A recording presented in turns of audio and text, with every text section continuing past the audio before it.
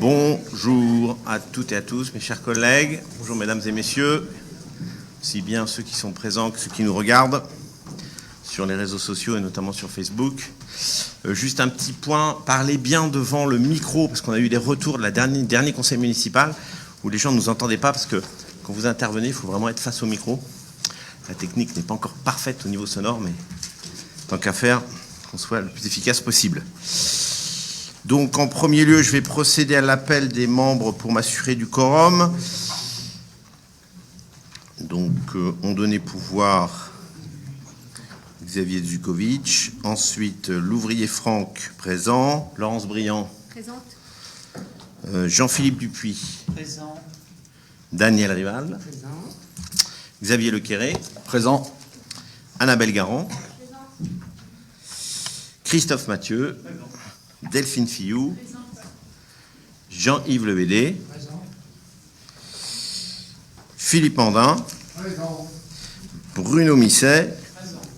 Bruno Denis. Bon, au revoir. Sophie Douchin. Présent. Jean-Christophe Perriot. Présent. Sandrine Levouedec. Présent. Caroline Glon. Présent. Nathalie Hazard. Présent. Pascal Mabi. Présent. Sophie Massard. Présent. Nicolas Père. Présent. Stéphane Burban. Karine Chalier. Sophie Peureux. Présent. Bertrand Plouvier. Présent. Anne-Laure Berry. Présent. Alors donc, M. Zukovitch a donné pouvoir à M. Gontier. Dany Lamy. Présent. Luc Domeau. Présent. Jacques Renaud. Oui, présent.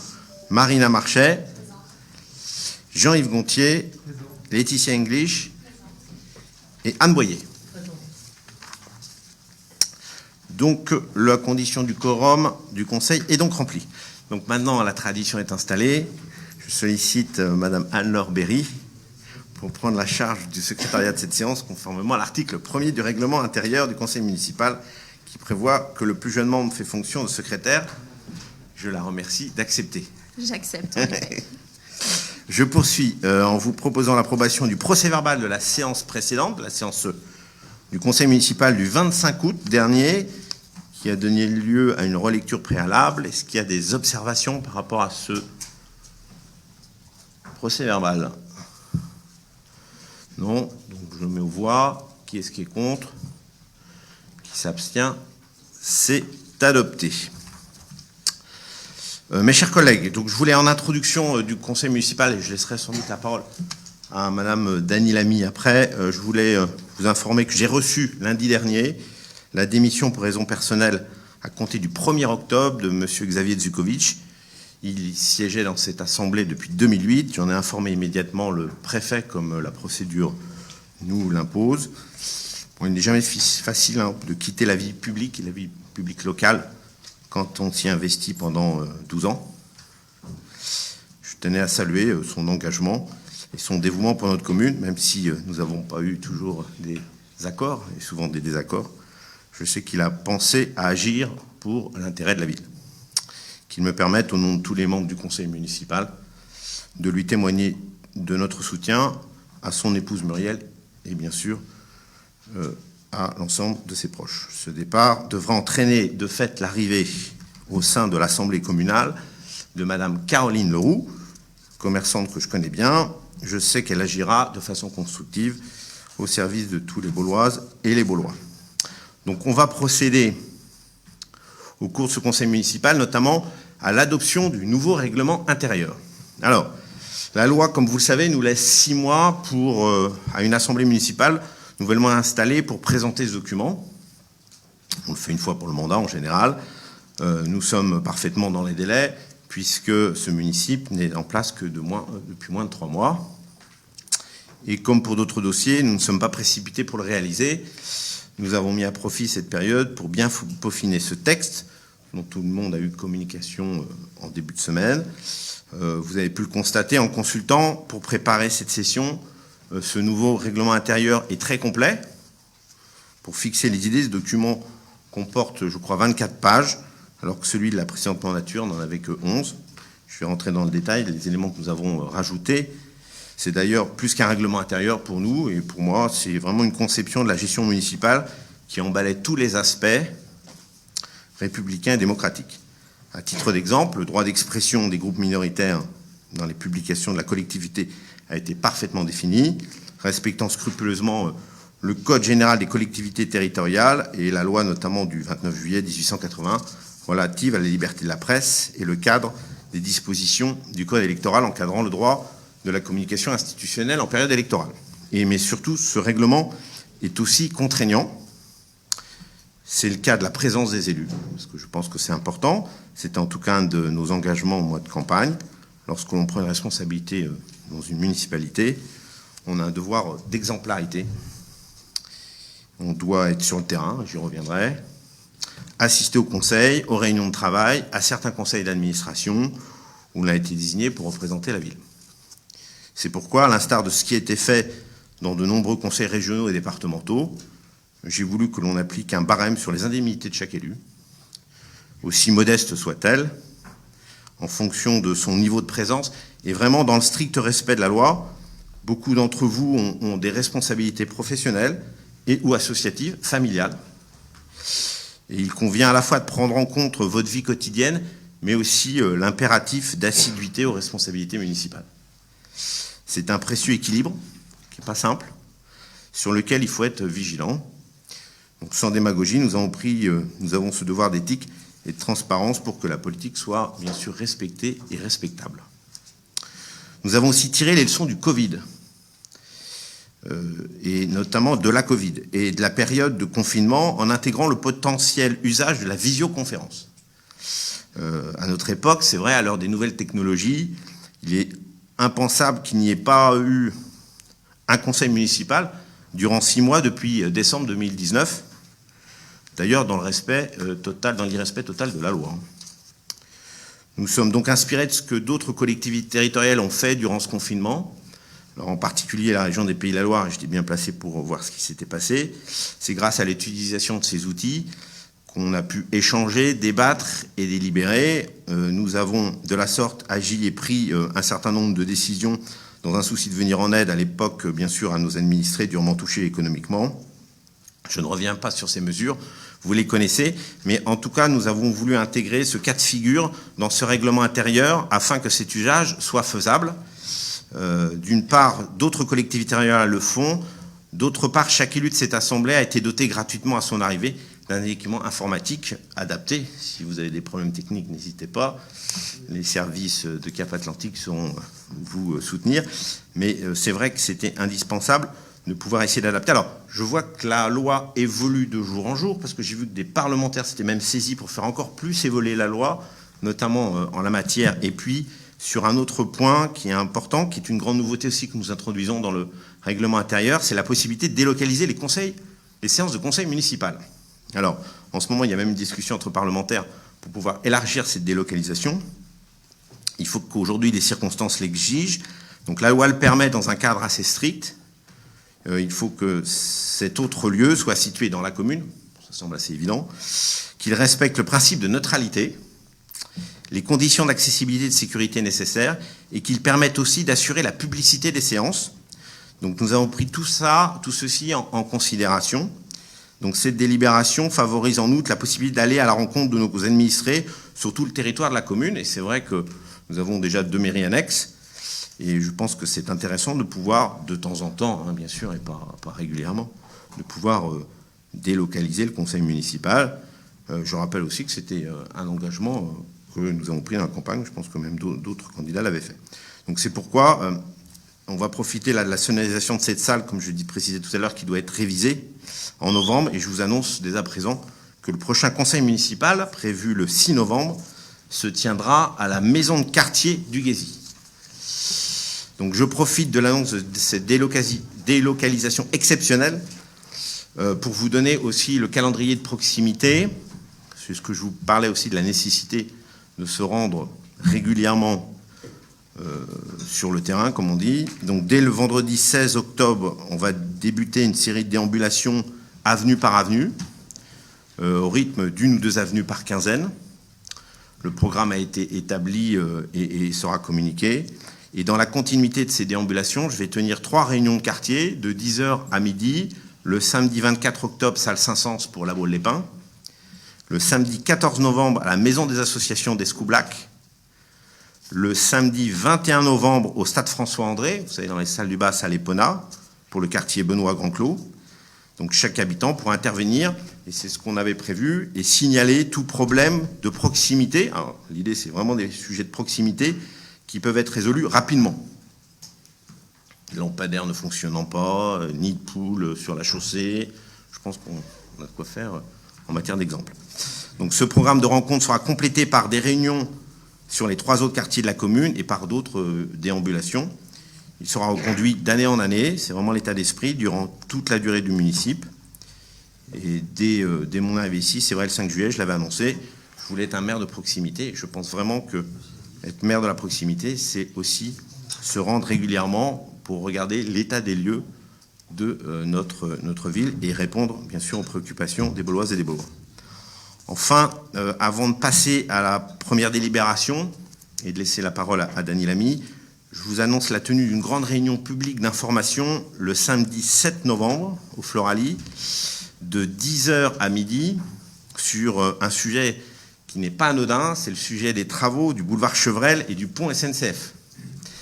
Comme vous savez, le lancement de ce chantier va s'étaler sur une durée d'1 an, étant prévu pour le second semestre 2019, mais celui-ci a été reporté par mon prédécesseur après les élections municipales. En effet, il va avoir vraiment un impact considérable sur la circulation de notre ville. C'est certes dommageable, mais ces travaux sont indispensables et sont attendus. Il a fallu du temps déjà pour mettre sur la même ligne les services et SNCF. C'est pourquoi, dans un souci de transparence que j'entends nous appliquer, je veux expliquer la nécessité de ce chantier, sa teneur, les complications qu'il va engendrer, les solutions que nous allons mettre en place pour tenter de les minimiser. Donc les habitants de la Baule-Escoublac, je pense, ont vraiment le droit de savoir pourquoi, et ça fait partie aussi de notre pédagogie, qu'il y a des travaux, et nous avons le devoir, bien évidemment, de les en informer. Ce sera également fait tout au long de l'année sur des grands projets. La mairie communiquera bien sûr régulièrement sur l'évolution de ce chantier, qui, ne vous inquiétez pas, sera une préoccupation de chacun. Peut-être qu'avant que je ouvre les délibérations, Madame Lamy m'a demandé la parole. Oui, merci Monsieur le maire. Je tenais simplement à vous dire ces quelques mots parce que pour nous ce soir c'est difficile. Xavier Dedukovic a choisi de quitter ses fonctions dans l'équipe municipale. Nous voulons nous incliner devant ce choix courageux dont il a choisi de garder pour lui les raisons profondes et de l'ordre de l'intime. Tous ceux qui l'ont côtoyé savent son parcours exemplaire au service de la France pendant 40 ans. Il choisira ensuite un mandat local pour rester au service de ses concitoyens. Pendant ces 2 mandats, il a eu à cœur de servir les Bauloises et les Baulois. Empêché aujourd'hui de rester dans notre équipe, nous savons qu'il restera présent et que l'avenir de notre ville continuera à lui tenir à cœur. Ce soir, son absence nous est douloureuse et nous tenions à partager notre émotion ainsi que nos remerciements sincères à Xavier. Merci. Merci, Dany.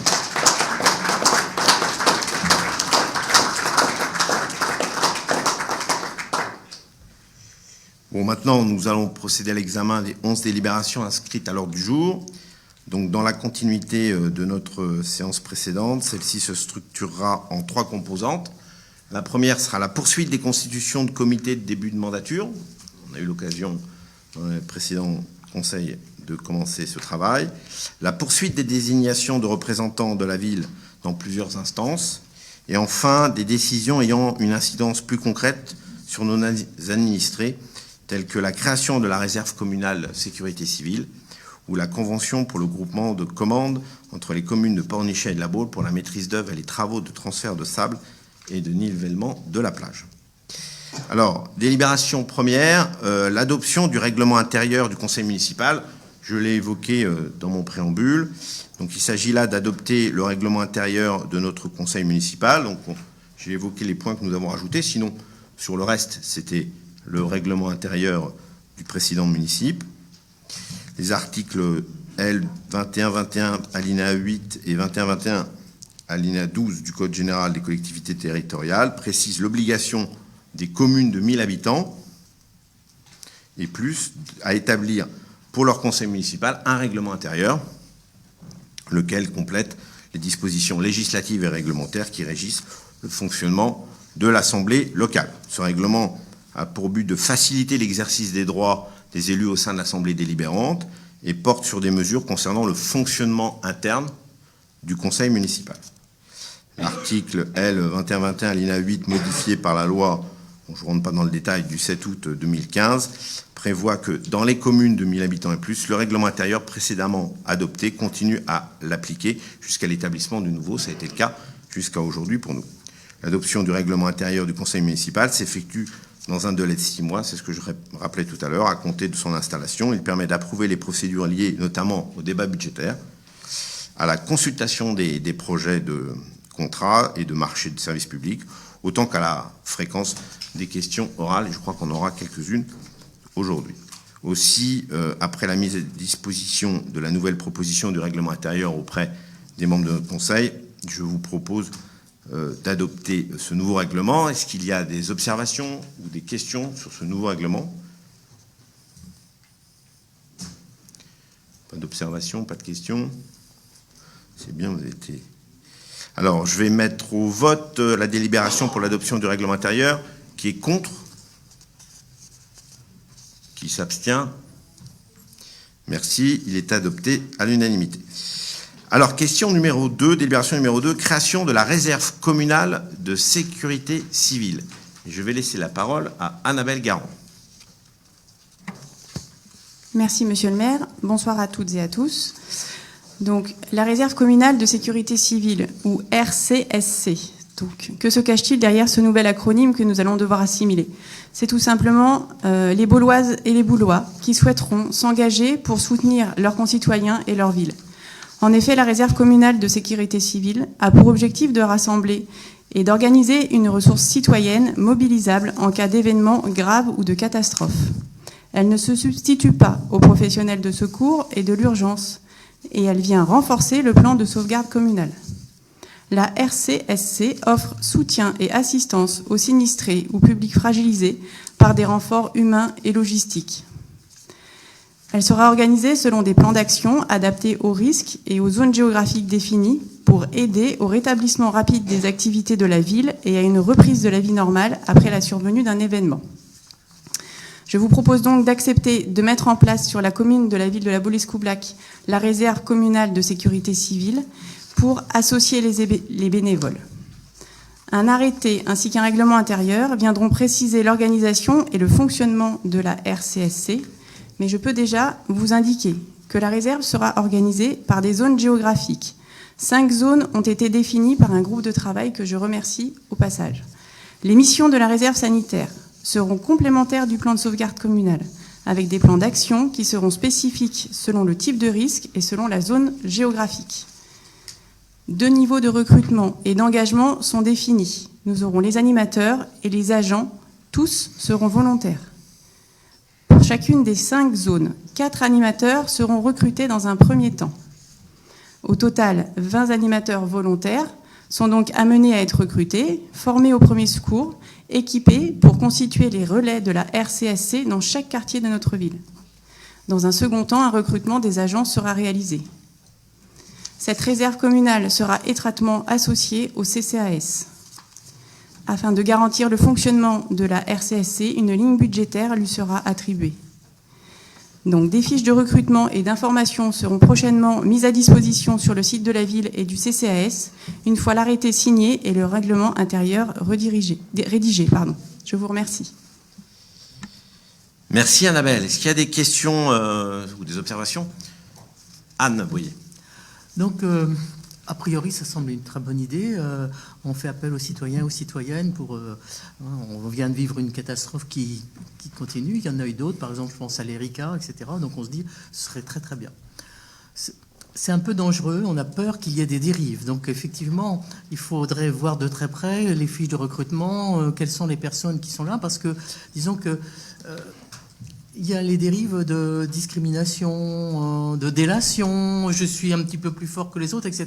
Donc c'est vrai que c'est un peu dangereux. Par ailleurs, on se dit, finalement, la ville, et nous nous en félicitons, va être munie d'un certain nombre d'instances qui devraient être efficaces. Par exemple, tous les comités consultatifs des quartiers, ce sont des personnes qui sont bien implantés, qui connaissent effectivement très très bien leurs voisins, leurs voisines, leurs communes, qui peuvent jouer ce rôle d'information dans les deux sens, mairie, etc. Et qui, normalement, ils savent très bien qu'ils sont à la disposition des citoyens et des citoyennes, ils sont dans l'esprit solidaire, hein, parce que c'est comme ça qu'on l'a conçu, et donc on doit pouvoir faire appel à eux, et en cas de catastrophe, en cas de sinistre important, ils sont capables, justement, parce que c'est le tissu social qui a été fondé, donc ils sont capables finalement de faire appel à des personnes qu'ils connaissent.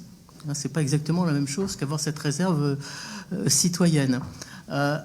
Superposer un certain nombre... Bon, par exemple, vous avez mis en place, alors on aurait pu en discuter, mais finalement c'est pas mal, pour la sécurité sanitaire, donc finalement ça existe déjà. Multiplier comme ça, finalement on ne va pas pouvoir multiplier non plus les bonnes volontés et les bénévoles, donc qui va venir là? Moi je pense qu'il vaudrait mieux se restreindre à des petites cellules qui sont bien fondées et auxquelles on sait qu'on peut faire appel et qui sont effectivement bien au courant. Donc voilà, on est un petit peu... Bon, c'est difficile parce qu'on se dit finalement la solidarité, l'appel à la citoyenneté, c'est très bien, il faut que tout le monde se sente responsable, mais si on multiplie tout, je ne suis pas sûr que ça marchera. Donc en fait... sur cette réserve, je vais rester sur ma réserve et je crois que je vais m'abstenir. Merci Anne-Marie. Juste pour réagir, sur la cellule de veille sanitaire, d'abord on l'a fait très vite parce que c'était les circonstances qui nous ont amenés à la mettre en place. J'espère qu'elle ne sera pas pérenne. J'espère qu'une seule chose, c'est qu'elle disparaisse rapidement. Malheureusement, pour l'instant, même si, je reviendrai peut-être là-dessus tout à l'heure, la situation sanitaire sur notre territoire est plutôt rassurante, sur notre territoire, je précise bien, c'est quand même encore utile. Je crois qu'elle se réunit encore demain matin, physiquement, parce qu'elle communique de façon numérique tous les jours, mais elle se réunit physiquement demain matin. J'espère qu'elle aura, à un moment donné, on pourra fêter sa disparition. Ça sera une bonne nouvelle. Alors après, c'est vrai que la réserve communale de sécurité civile, la difficulté, c'est que c'est en cas d'événement grave et de catastrophe. Et c'est vrai que la bonne solidarité, c'est aussi celle qui est bien organisée. Vous évoquiez l'ERICA, quand c'est bien organisé, et je pense que Christophe Mathieu ne me démentira pas, quand il y a des soutiens de bénévoles, c'est bien que ces bénévoles soient déjà bien organisés quand l'événement a lieu. Donc c'est un peu ça aussi l'état d'esprit, c'est préparation difficile, guerre facile. Hein, c'est comme on dit dans la Légion, eh ben c'est exactement la même chose le général Renaud va être d'accord avec moi, mais je pense que c'est important qu'on ait aussi une bonne organisation en cas d'événement, parce qu'il est trop tard de s'organiser quand l'événement est là, surtout quand c'est une catastrophe. Je ne sais pas si tu veux rajouter quelque chose, Annabelle. Oui, merci Anne pour vos remarques. Effectivement, comme le soulignait Monsieur le maire, l'objectif c'est vraiment de structurer, d'organiser pour être efficace si jamais, hélas, on avait une catastrophe qui survenait dans notre ville. Et il y a un côté semi-professionnalisation entre guillemets. Il y a une formation qui sera effectivement donnée. Et j'entends vos réserves et effectivement le groupe de travail qui du coup est à l'issue de cette première structuration de notre réserve sanitaire a entendu effectivement également, parce qu'on s'est rendu notamment notamment sur la commune de Carquefou, qui dispose d'une réserve sanitaire. Nous avons été interpellés par le nombre de réservistes qui est assez faible par rapport finalement au nombre d'habitants et à l'extension du territoire. Et en fait, effectivement, déjà, le nombre de volontaires ne s'est pas bousculé au portillon, comme on dit, et ils ont effectivement privilégié la qualité à la quantité. C'est un peu dans cette démarche-là aussi que nous annonçons qu'on va faire 2 niveaux de recrutement. On commence tranquillement et doucement par ce que l'on a appelé nos animateurs de quartier, et selon effectivement les bonnes volontés et les retours que nous avons de nos concitoyens, on verra du coup à organiser dans un deuxième temps la seconde strate. Voilà. Merci. Est-ce qu'il y a... Oui, monsieur Renaud. Oui, alors il s'avère que je suis président d'association de quartier et que j'ai été également délégué militaire départemental de la Seine-et-Marne, donc la moitié de l'Île-de-France, et je connais bien ces problèmes de sécurité civile et de réaction face aux événements. Alors, je ne partage pas beaucoup l'avis de Madame Boyer, je suis désolé, mais on n'est jamais assez bien préparé face aux événements. Tout le monde m'entend, oui, oui. Oui. On n'est jamais assez bien préparé face aux événements. Ça demande beaucoup de travail en amont. Et les quartiers, les associations de quartier, bien sûr, ont des savoir-faire, mais ils connaissent bien le terrain, mais ne sont pas armés pour faire face aux événements parce que ce n'est pas leur mission. Alors que quand on est armé pour une mission, un événement dangereux, on en vit actuellement dans certains coins de la France, je pense que ce n'est pas une mauvaise chose que d'avoir des structures comme celle-là. Merci. Est-ce qu'il y a d'autres observations ? Bon, je vais mettre aux voix. Qui est contre ? Qui s'abstient ? C'est adopté. Alors, on va passer au renouvellement des comités consultatifs de quartier. Et on va débuter par La Baule-les-Pins. Et c'est Nicolas Appert qui va nous parler de ce charmant quartier.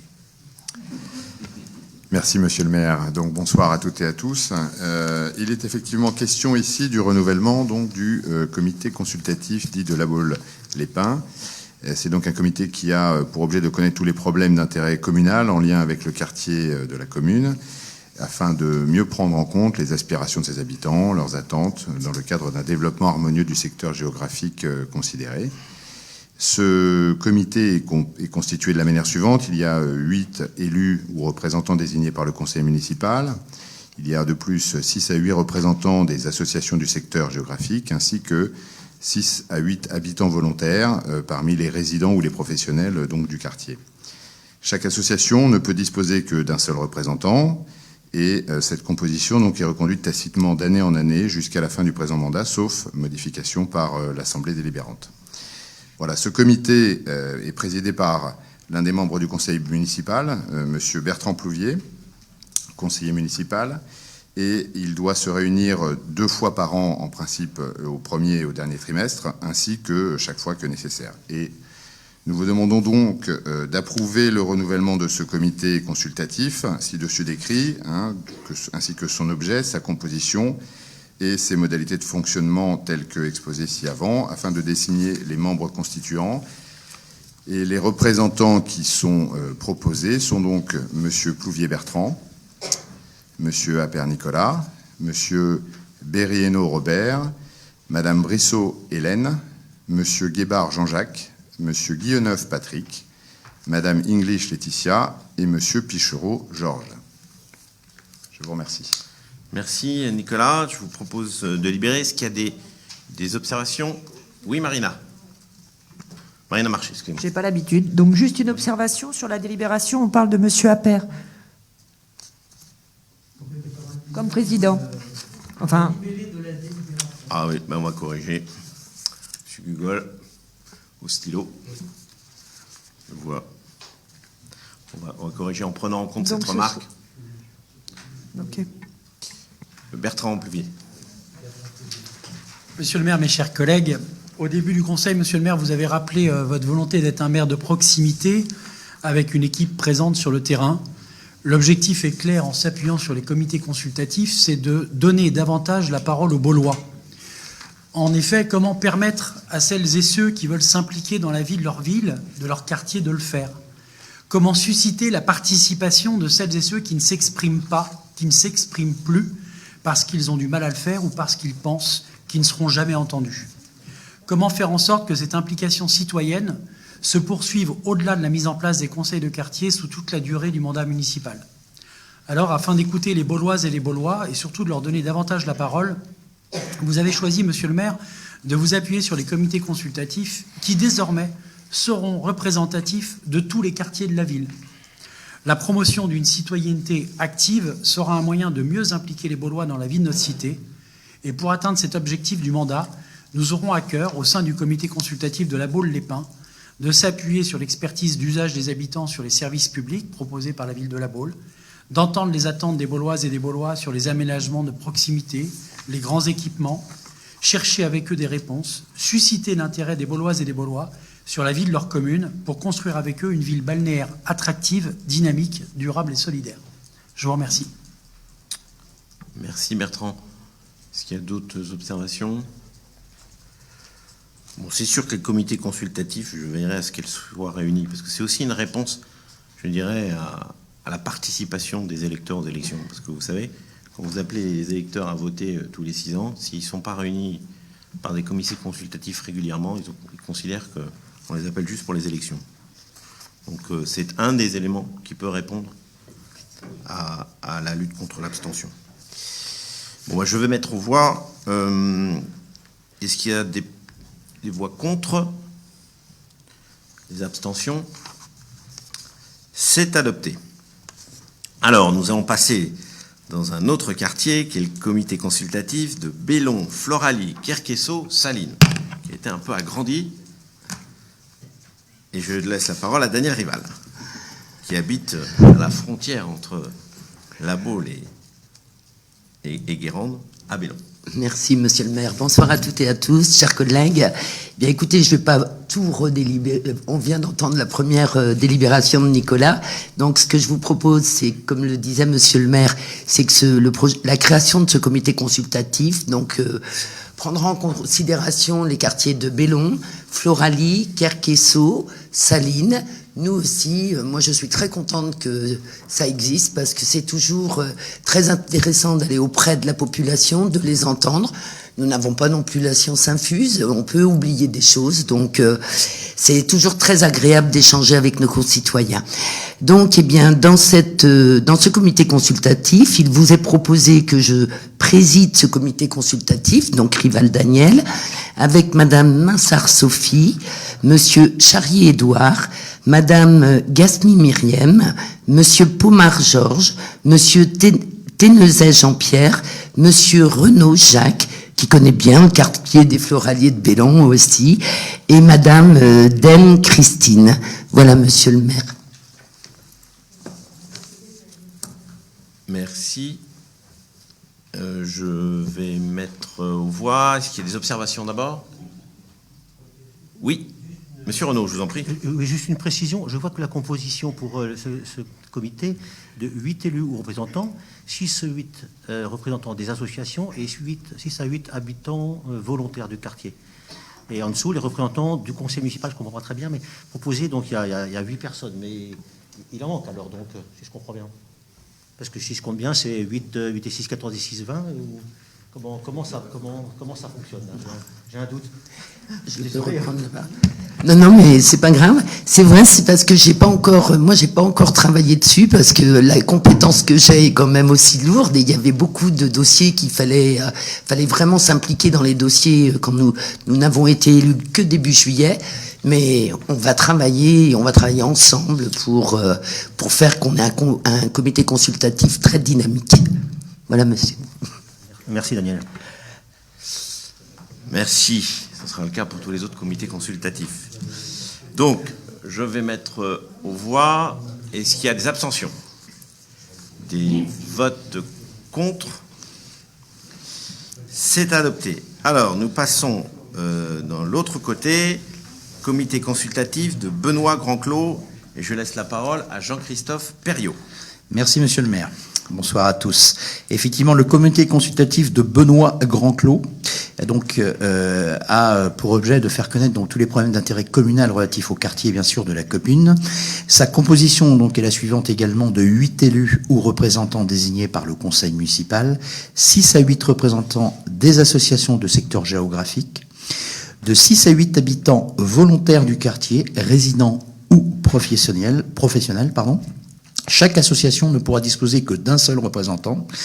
Elle est également reconduite chaque année jusqu'à la fin du présent mandat. Ce comité est présidé donc par moi-même, Jean-Christophe Perriot, conseiller municipal, qui se réunit donc 2 fois par an.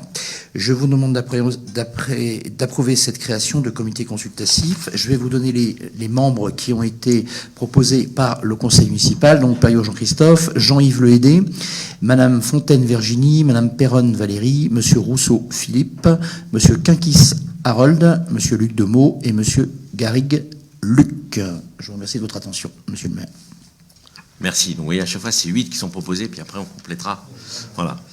Donc, il faut qu'on mette aux voix, s'il n'y a pas d'observation supplémentaire sur ce quartier. Benoît Grandclos. Non. Donc, je vais mettre aux voix. Qui est contre? Qui s'abstient?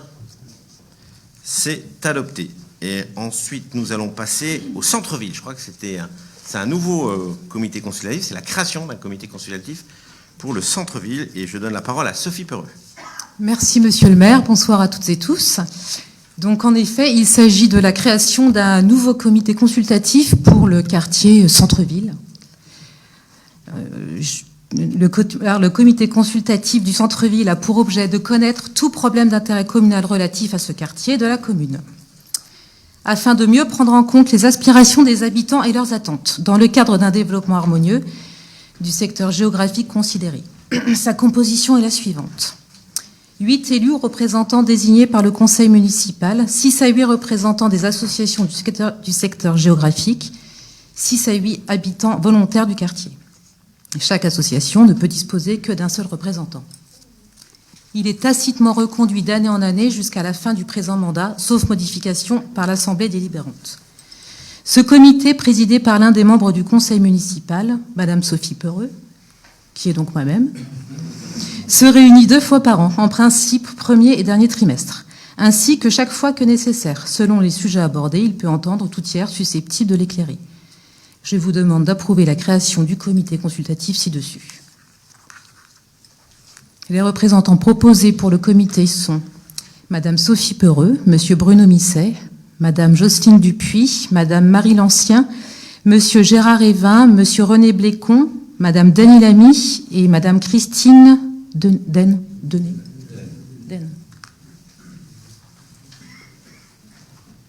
Merci Sophie. Alors, il faut rappeler, comme c'est une création, que ce comité consultatif englobe l'avenue de Gaulle, le marché, la poste et la gare, hein, c'est ça? Si c'est exactement... Donc c'est le quartier géographique à peu près qui représente. Alors, est-ce qu'il y a des observations supplémentaires? Je vais mettre aux voix. Est-ce qu'il y a des votes contre? Des abstentions? C'est adopté. Alors, désignation d'un représentant pour la SPL, Loire-Atlantique Développement. Je vais laisser la parole à Jean-Philippe Dupuis qui nous explique ce que fait cette SPL. Merci, Monsieur le maire. Bonsoir à toutes et à tous, chers collègues.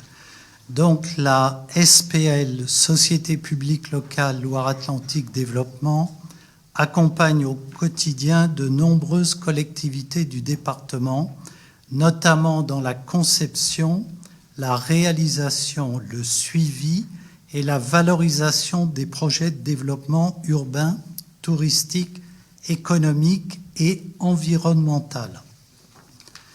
Depuis l'ouverture du capital de cette SPL à l'ensemble des communes, chose qui est nouvelle, la Baule-Escoublac est devenue actionnaire par l'achat de 3 actions. En tant que membre actionnaire dorénavant et conformément au statut de la SPL, la commune est représentée par un membre de son conseil aux assemblées spéciales constituant la représentation des collectivités actionnaires. Vu les statuts de la SPL, vu l'article L 1531-1 du Code général des collectivités, vu le renouvellement du conseil municipal du 5 juillet, je vous invite à délibérer afin d'approuver la nomination de son nouveau représentant à l'Assemblée spéciale, et de désigner pour cette délégation Madame Sophie Minsard. Merci pour votre attention. Merci Jean-Philippe. Est-ce qu'il y a des questions ou des observations sur cette SPL? Oui, Daniel. Merci, monsieur le maire. Je voulais simplement ajouter, en tant que conseillère départementale, que c'est un outil qu'on a voté, c'est vrai, il n'y a pas très longtemps, mais qui a été voté à l'unanimité par tous les conseillers départementaux, parce qu'on peut vraiment s'aider sur des gros projets par le CAUE et puis par des techniciens qui sont compétents. Et c'est un bel outil qui a été mis à disposition des collectivités locales. Voilà ce que je voulais rajouter, monsieur le maire. Merci. Merci Daniel. D'autres observations? Donc je vais mettre aux voix. Qui est contre? Qui s'abstient? C'est adopté. Délibération numéro 8, c'est la convention pour le groupement de commandes entre les communes de Pornichet et de Labeau-l'Escoublac pour la maîtrise d'œuvre et les travaux de transfert de sable et de nivellement de la plage. Je laisse la parole à l'adjoint, notamment en charge de la plage, Xavier Lequéry. Merci Monsieur le maire, chers collègues, mesdames, messieurs. Des opérations de transfert de sable et de nivellement de la plage sont menées chaque année par les communes de Labeau-l'Escoublac et de Pornichet. Les marchés actuels de maîtrise d'œuvre et de travaux communs aux deux collectivités cessent le 2 janvier 2021 et le 22 mars 2021. Afin de permettre leur renouvellement dans des conditions de coordination de la maîtrise d'ouvrage et des travaux qui permettent des économies, tout en mutualisant les procédures de passation des marchés, il est proposé de constituer un groupement de commandes entre les villes de Pornichet et de Labeau-l'Escoublac. Une convention de groupement est présentée, la commune de Labeau-l'Escoublac assumant le rôle de coordinateur du dit groupement. Je vous propose d'autoriser le maire à la signer. Merci beaucoup. Merci Xavier. Est-ce qu'il y a des observations ou des questions? Je vais mettre aux voix. Est-ce qu'il y a des abstentions, des votes contre? La délibération est adoptée. Alors, délibération numéro 9, c'est les marchés attribués par voie de procédure adaptée. Et je laisse la parole à Jean-Philippe Dupuis. Merci, monsieur le maire. Donc, chers collègues, je vous informe que des consultations ont été diligentées par voie de procédure adaptée, qui est une procédure simplifiée, aux fins d'attribuer des marchés de travaux, de fournitures ou de services. Dans ce cadre, 6 marchés et 5 reconductions ont été signés. Leurs détails figurent sur le projet de délibération annexé à la présente. Merci pour votre attention. Merci Jean-Philippe. Donc je vais mettre, s'il y a des observations, non? Je vais mettre aux voix. Est-ce qu'il y a des oppositions, des abstentions? C'est adopté. Alors ensuite, nous avons l'exonération du titre de redevance d'occupation du domaine public. Je crois que c'est Laurence Briand qui va vous en parler. Merci Monsieur le maire. Bonjour, bonsoir chers collègues. Donc comme vous le savez, le Code général de la propriété publique prévoit qu'en cas d'occupation du domaine public, cela donne lieu au paiement d'une redevance. Il est aussi prévu dans ce code que dans certaines circonstances exceptionnelles, le débiteur de cette redevance peut faire un recours gracieux. Donc, comme vous l'avez compris, je vous présente ce soir un recours gracieux qui est à l'initiative de Monsieur Guillaudot, qui était commerçant à la Bolle de 2014 à 2019, avenue des Ibis, qui a eu de grosses difficultés dans l'exercice de son activité, qui a eu en plus des problèmes de santé, qui a cessé son activité fin 2019, qui en 2020 s'est vu attribuer le RSA. Et à cette époque, effectivement, s'est présenté le titre de paiement pour son occupation du domaine public d'un montant de 432,80 et compte tenu de son état de santé et sa très grande fragilité économique, il nous présente un recours gracieux pour être exonéré de ces 432,80 €. Donc il vous est proposé de valider cette demande de remise gracieuse porter au budget de la ville la somme correspondante. Merci Laurence. Je vous propose de délibérer. Est-ce qu'il y a des observations ou des questions? Donc, je mets aux voix. Qui est contre? Qui s'abstient? C'est adopté. Question numéro 11. Évolution de la désignation des représentants de la commune au sein de la SPL Bretagne Plein Sud. Avant de peut-être que Jean-Philippe prenne la parole, je voulais vous annoncer que j'aurai donc la vice-présidence en charge du tourisme au sein de Cap Atlantique.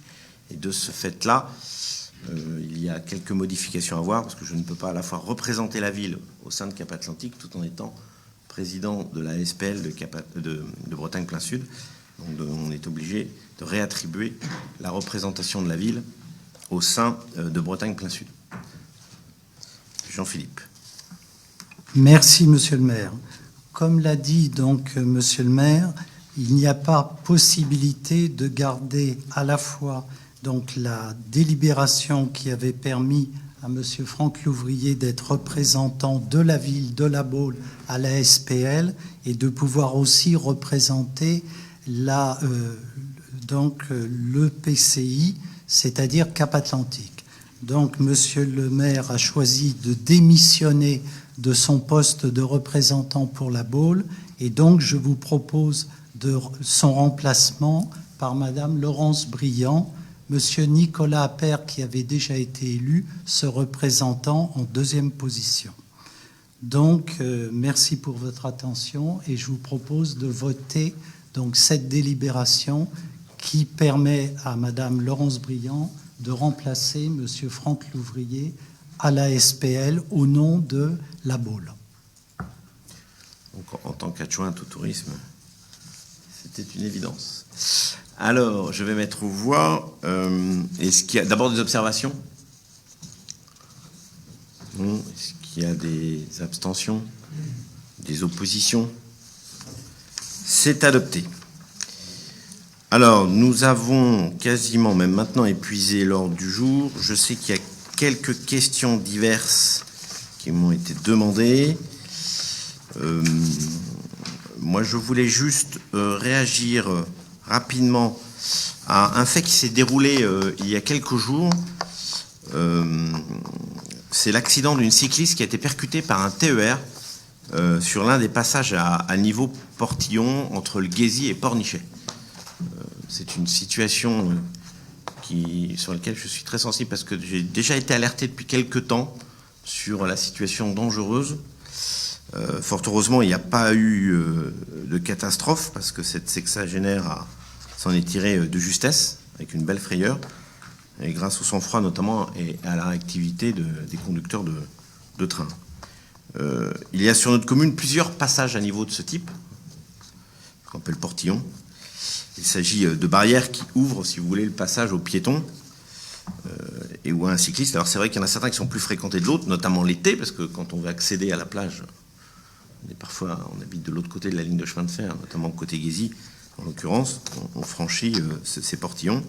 Et à mon sens, ils sont insuffisamment signalés et demeurent encore dangereux pour ceux qui les empruntent et parfois pour ceux qui ne peuvent pas toujours être très vigilants. C'est pourquoi je vais écrire dès la semaine prochaine au directeur régional de la SNCF, Olivier Juban, pour qu'il agisse. Mon sentiment, c'est qu'il faut réduire au maximum les risques pour éviter que ce genre d'accident se reproduise. Malheureusement, ça peut être plus catastrophique. Et à défaut de bloquer ces passages, ce qui n'est pas l'idée, une signalétique sans doute plus appropriée me semble indispensable, comme par exemple des signaux lumineux qui existent et sonores pour annoncer l'arrivée d'un train, comme cela existe pour certains passages à niveau classique. Donc voilà, je voulais évoquer ce sujet parce que c'est un sujet, comme maintenant notre ville se déploie, que la ligne de chemin de fer est de plus en plus effacée par le déploiement de notre ville, c'est sûr qu'elle se retrouve au centre de notre vie et de notre ville, la ligne de chemin de fer. Et donc, il faut y être vigilant. Donc, c'était un point sur lequel je voulais souligner.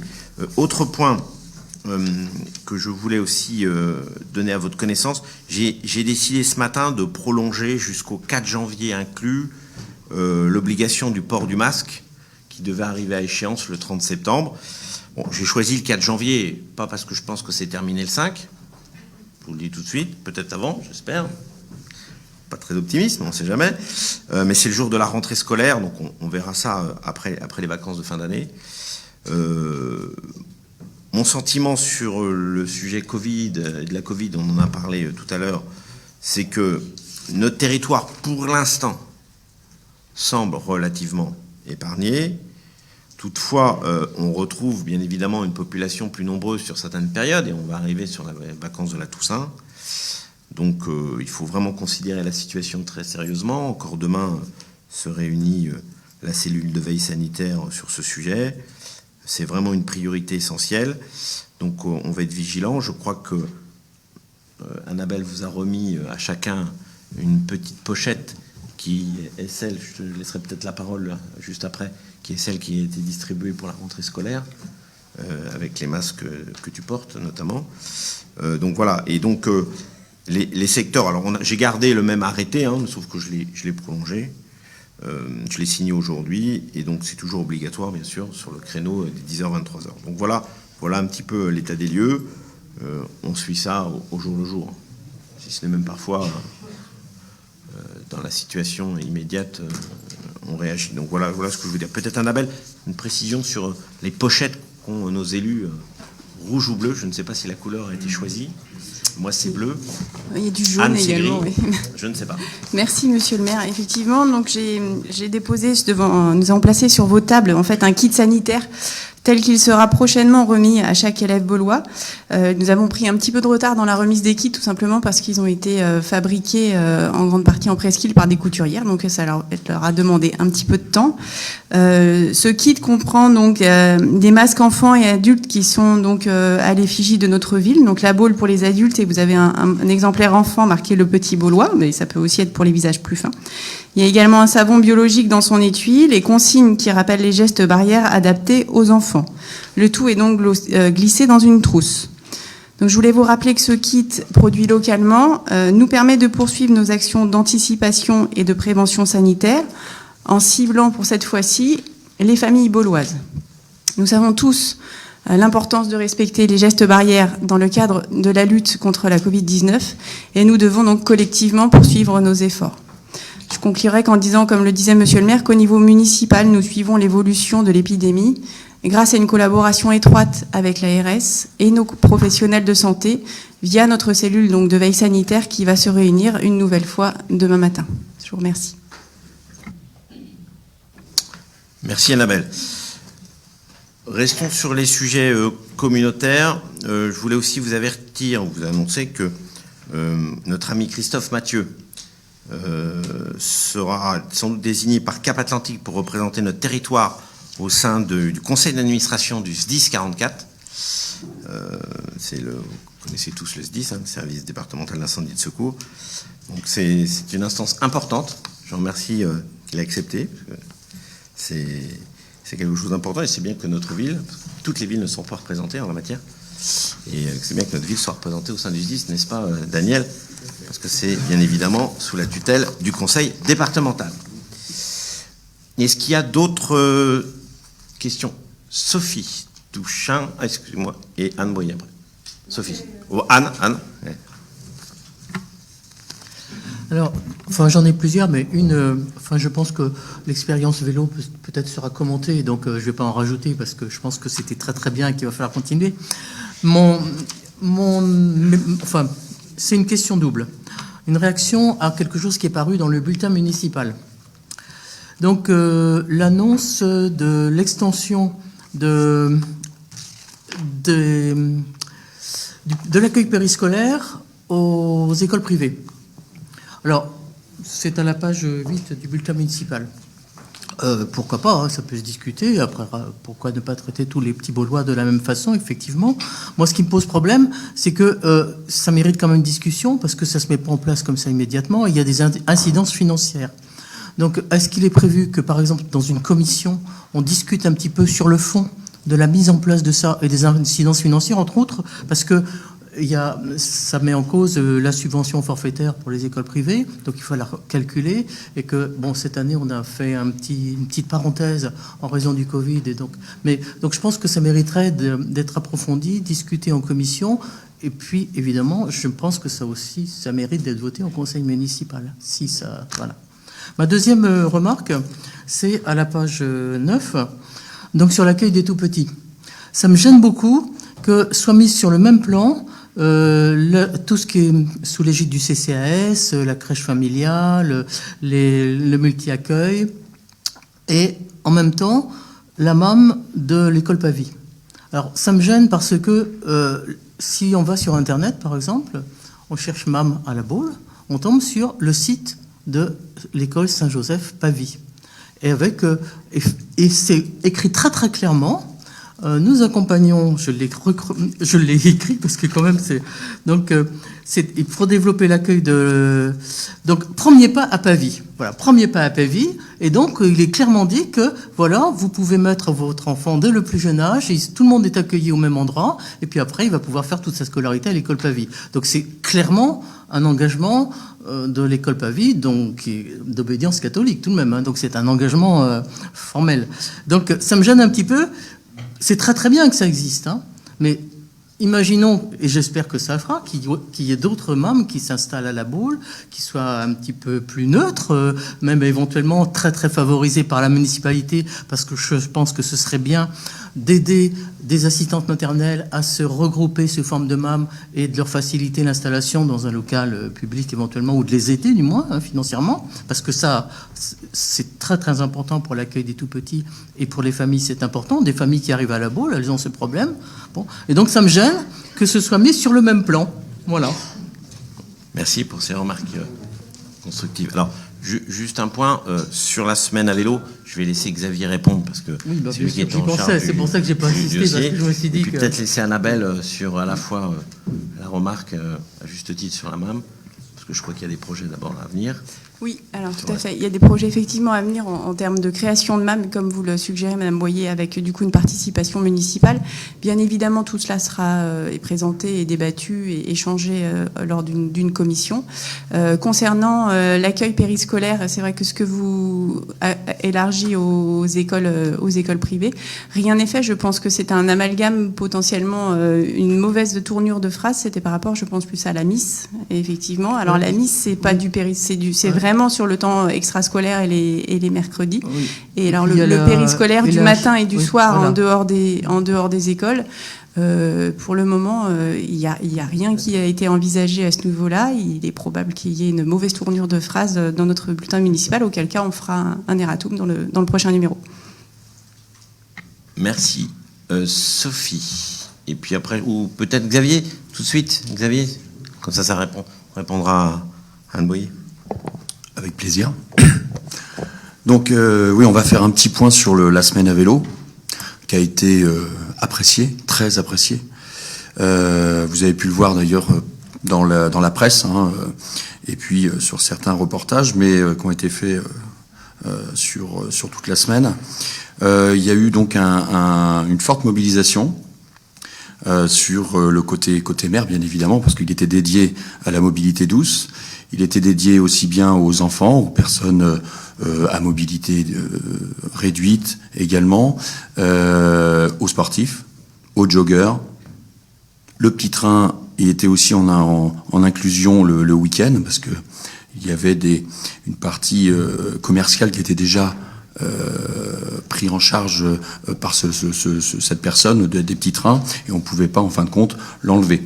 Et ça a été une très bonne expérience, parce qu'on s'est aperçu que ça cohabite très bien. On fera peut-être pas comme ça dans le futur, mais ceci étant, ça a été une bonne expérience. Je vais porter à votre connaissance en fin de compte sur ce projet. Évidemment, il y a des points très positifs, très très positifs, puis il y a des points négatifs.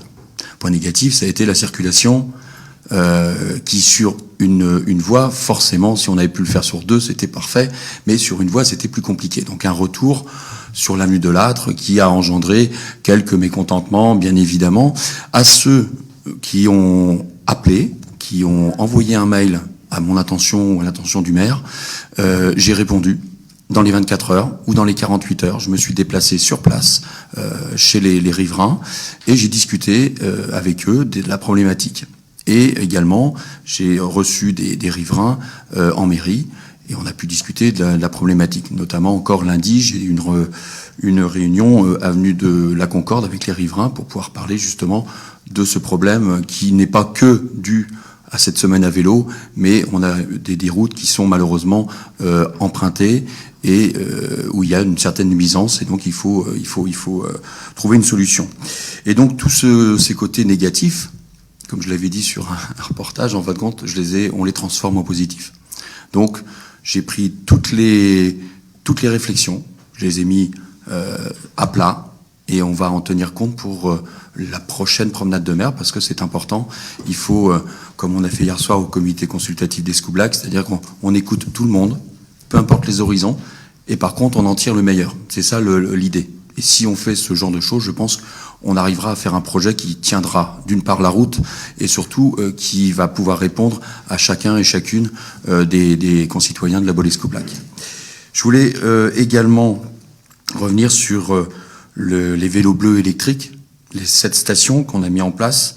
Et j'ai une statistique à vous donner parce que on les a mis donc début août. Et il y a 2 jours, j'ai eu les statistiques en termes d'usagers qui ont donc pris les vélos bleus. On est à 2806 personnes qui ont pris les vélos bleus pendant cette période. Ce qui est considérable parce que on a multiplié évidemment les stations et le nombre de vélos, mais on a surtout vu que cette pratique était attendue, que les estivants attendaient et ont aussi cette pratique dans la peau, parce que dans les grandes villes, ils le font déjà. Et je pense que on va travailler, et je peux déjà répondre à Monsieur Renaud, le Bélon, les Floralies, c'est pour le prochain déploiement, c'est-à-dire avant la fin de l'année. Voilà. Il est conseiller municipal de toute la ville, quand même, pas uniquement de Bélon-Floralie. Merci Xavier. C'est vrai que c'était intéressant d'avoir profité cette année du même coup de la suppression du triathlon, malheureusement, pour utiliser cette semaine sur une expérimentation vélo. Et on aura l'occasion d'en refaire d'autres, permettre de commencer à tester l'évolution architecturale et de la circulation de la promenade de mer. Oui, Anne. Juste une petite... Enfin, j'ajouterais que nous avons tous eu, je pense, des remontées, positives ou négatives, mais en particulier négatives, comme bon, c'est pour construire mieux. Hein, et tout le monde, en fait, espère que l'expérience va être renouvelée avant de prendre des décisions durables, qui ont un coût. Donc c'est pour ça que c'est très très bien d'expérimenter. Et donc je pense qu'en commission, on pourra mettre en commun toutes ces remontées que nous avons eues pour essayer de construire encore mieux la prochaine expérimentation et puis de progresser ainsi. Moi, je pense que la prochaine expérimentation, ce qui serait intéressant, mais on va voir avec les emplacements vélos qui sont installés, ce serait de faire l'aller-retour, c'est-à-dire un peu proche du schéma peut-être final de la promenade de mer, aller-retour côté immeuble. Donc il faudra qu'on regarde ça, mais bon, ça c'est Xavier qui va s'en occuper. Oui, vas-y Xavier. Juste pour répondre, en fin de compte, on est en train d'étudier, oui, une deuxième version. La version serait qu'en fin de compte, on n'aurait plus de stationnement côté immeuble pour pouvoir faire en sorte d'avoir un double sens. Il faut bien le préparer parce qu'on a quand même une problématique, ce sont les ronds-points. Et par moment, on va être coincé. Donc, il faut vraiment bien le préparer. Mais on étudie fortement une deuxième version pour d'une part aussi voir la vitesse, savoir si les usagers, les riverains sont plutôt aguerris de ce genre de pratique à double sens côté immeuble. On verra. J'ajouterais, si je peux me permettre, un dernier mot sur la signalisation aussi. J'ai eu beaucoup de remontées qui disaient que si... c'est une expérience, un premier geste a été mis en place très vite. Donc tout le monde pardonne un petit peu les choses pas très très bien réussies. Mais il faut en prendre conscience. Hein. La signalisation, c'est quelque chose qu'il faut aussi extrêmement soigner. Merci. En tout cas, je remercie les services qui se sont mobilisés très rapidement, parce que c'est vrai que c'était une idée dans le bureau du maire, donc ça a été rapide après à mettre en œuvre. Et comme il y avait la fenêtre de tir du triathlon, merci en tout cas à tous les services, et je transmettrai aussi à Alain Doré. Sophie Douchin voulait parler, je crois, de quelque chose qui est important. parce que c'est une mesure qui va être prise au niveau de Cap Atlantique. Et juste une parenthèse, vous avez sur vos tables, ou sur table comme on dit, le rapport d'activité de développement durable 2019. Je vous invite vraiment à le consulter. C'est en fin de compte l'activité de l'intercommunalité, c'est-à-dire de Cap Atlantique, avec les budgets. C'est un document qui est très bien fait, honnêtement, qui est très complet. Et là, vous comprenez l'ensemble des enjeux aussi intercommunautaires. Et de ce fait-là, on a quelque chose à vous signaler. Sophie.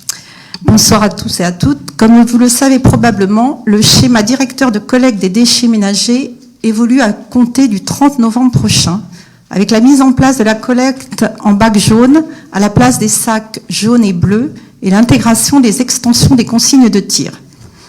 Nous tenions donc à vous informer que la distribution de ces bacs jaunes a commencé sur la ville de La Baule-Escoublac depuis le mardi 1er septembre. Ainsi, jusqu'à mi-novembre, 5 équipes sillonnent la commune avec des camions pour en effectuer la remise. Celle-ci se fait selon le type de résidence et le nombre de personnes au foyer. En même temps que le bac, sont remis un kit de communication contenant le nouveau calendrier de collecte, le guide de tri et un mémo tri. En l'absence des usagers et sans information concernant leur foyer, un avis de passage sera laissé dans les boîtes aux lettres. Pour faciliter la distribution, une enquête en ligne est accessible à tous les habitants de Cap Atlantique, et ce, durant toute l'opération. Cette enquête est accessible sur le site enquête9.com. Des agents de Cap Atlantique sont déjà en cours de distribution des courriers d'information afin de prévenir tous les administrés. Les usagers pourront commencer à utiliser leur bac à partir du 30 novembre. Ils devront y mettre tous les emballages en plastique et tous les papiers en vrac dans le nouveau bac jaune. La collecte se fera tous les 15 jours en période normale et chaque semaine en période estivale. D'ici au 30 novembre, la collecte se poursuit normalement avec l'utilisation des sacs jaunes et des sacs bleus que les services continuent de distribuer aux usagers. Et bien sûr, l'accueil du service déchets de Cap Atlantique reste disponible pour répondre aux interrogations des usagers. Je vous remercie. Merci Sophie, c'est très important. Moi, j'ai répondu au questionnaire. Vous devez mettre le numéro de votre poubelle verte. Et ensuite, vous commanderez. Alors pour ceux qui ont la place, pour pouvoir mettre bien sûr le bac jaune. Parce que tout le monde n'a pas la place de mettre un bac jaune. En tout cas, ceux qui l'ont, il faut le faire assez rapidement. Ça permet au service de Cap Atlantique d'être opérationnel. Est-ce qu'il y a d'autres prises de parole? Caroline.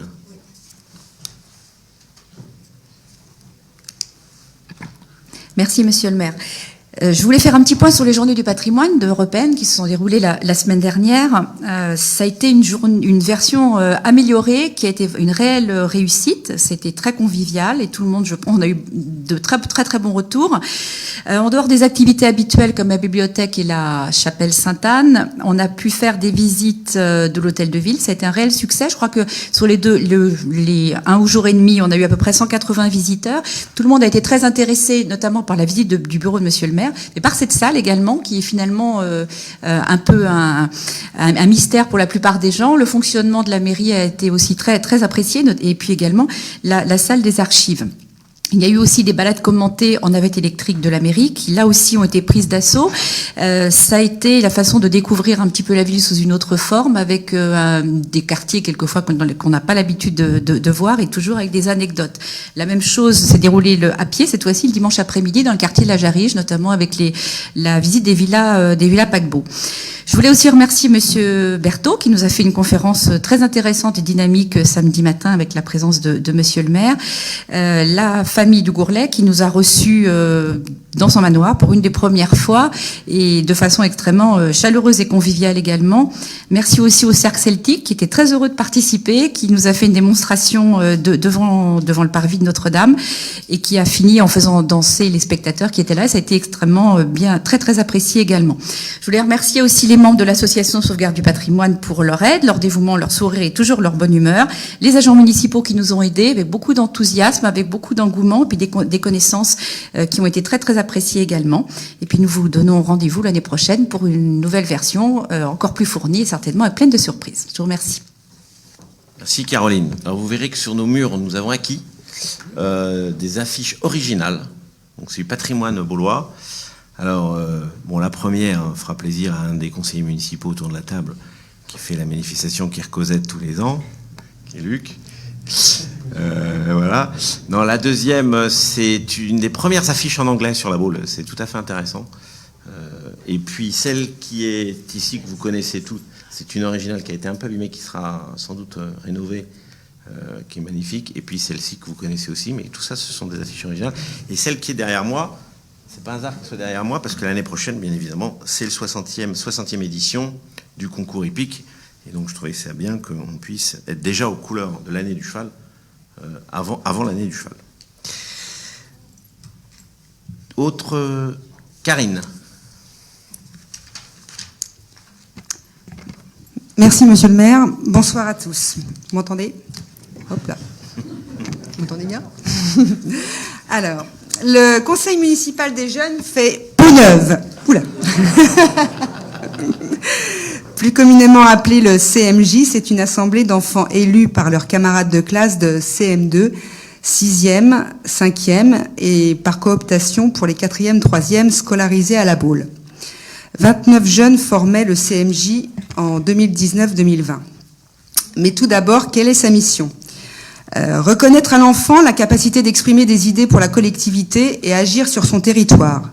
Deuxième point, prendre en compte la parole de l'enfant et l'accompagner pour porter des projets concrets afin d'améliorer la vie au quotidien de nos concitoyens petits et grands. C'est aussi et surtout un apprentissage de la citoyenneté et de leur permettre de gagner en autonomie et en responsabilité.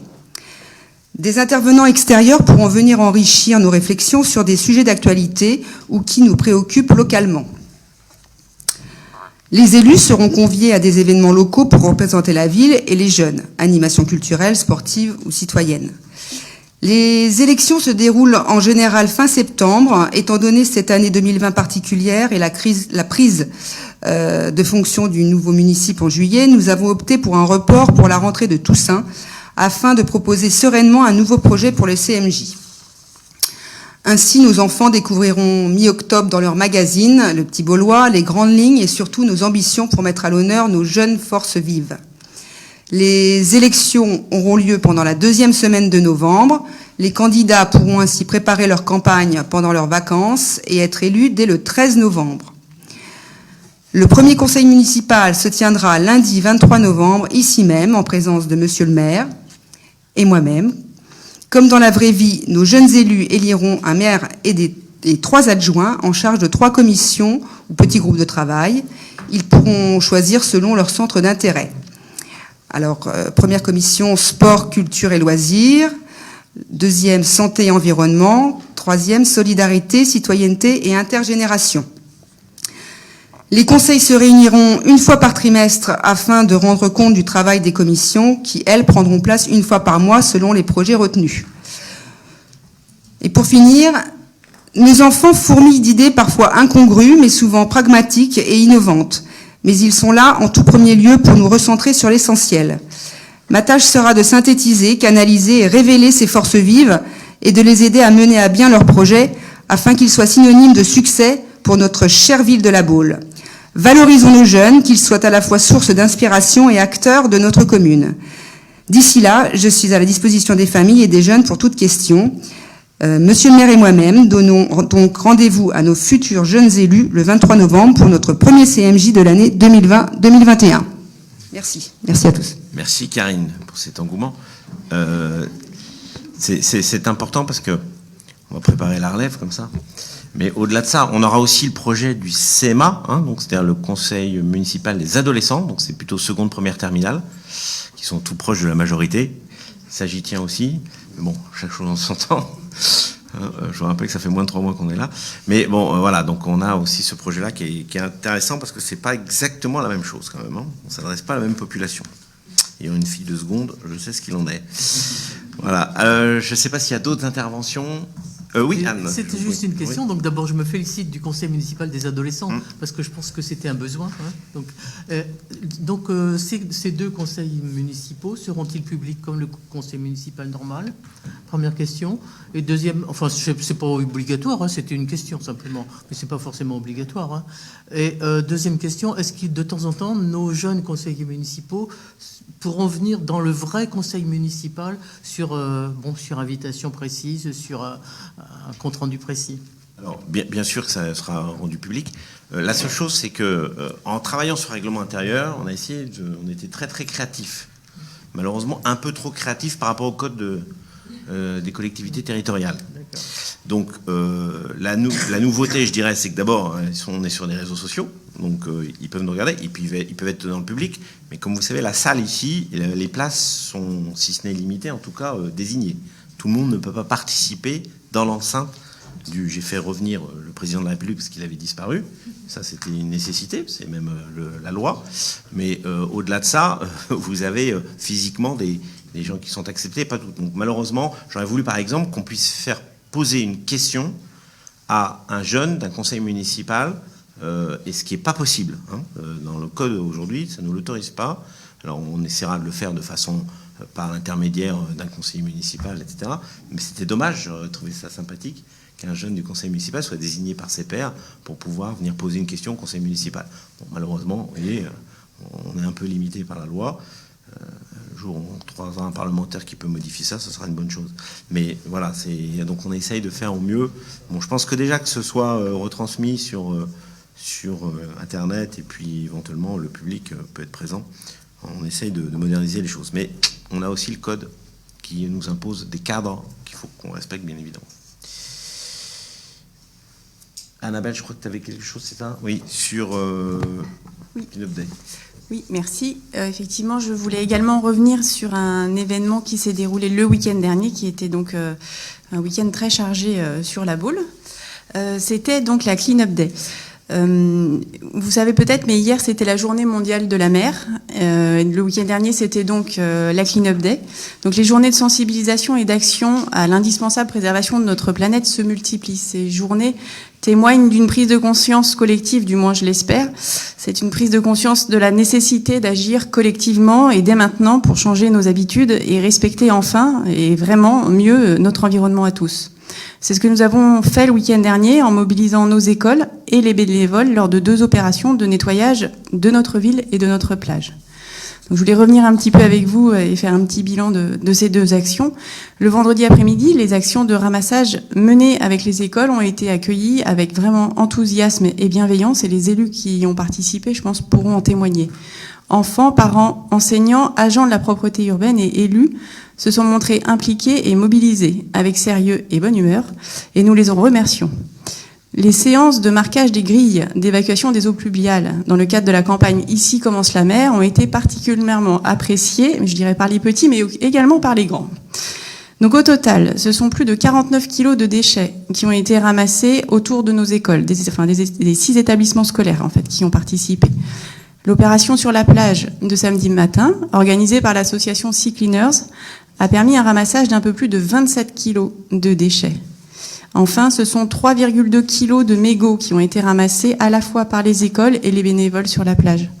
Ces derniers vont être recyclés en mobilier urbain par la société Mégots, qui était donc également partenaire de la manifestation de samedi. Enfin, 6 jeux Playa Playa, c'est le nom du jeu, qui ont été offerts par BioViva. C'est des jeux de société qui sont fabriqués en fait sans matériel plastique et qui permet une sensibilisation ludique à la pollution des océans, ont été remis aux classes primaires ayant participé. Parce que nous avons également des collégiens et le jeu s'adressait un petit peu moins à ce public. Ils ont eu d'autres lots, mais pas de jeux.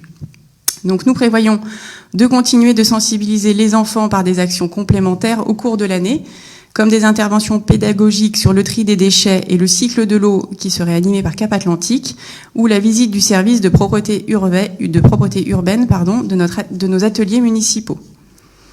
Ces 2 journées d'action dans le cadre de la Clean-up Day ont donc été un succès, même si, comme le disait notre maire samedi, il est bien paradoxal de se féliciter d'avoir récolté tant de déchets.